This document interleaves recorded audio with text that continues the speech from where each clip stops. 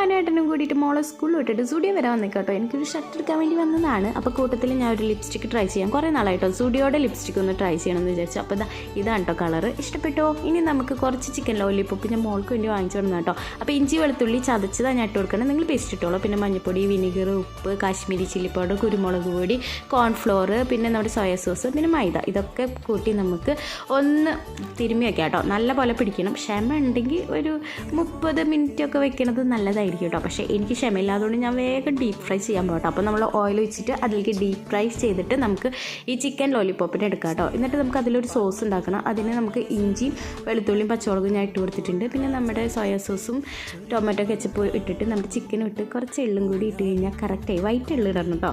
അപ്പം നമ്മുടെ chicken ready ആയിട്ടുണ്ട്. ഇനി നമുക്ക് പീലീസിന് കൊണ്ടുകൊടുക്കാം കേട്ടോ. അപ്പം നമ്മുടെ ലോലിപോപ്പ് കാണാനൊക്കെ അതുപോലെയൊക്കെ ഉണ്ട് കേട്ടോ. അപ്പം നമ്മുടെ പീലീസ് ടേസ്റ്റ് ചെയ്യുന്നുണ്ട്. അപ്പോൾ ഇന്നത്തെ വീഡിയോ ഇഷ്ടപ്പെട്ടാൽ ലൈക്ക് ചെയ്യുക, ഷെയർ ചെയ്യുക.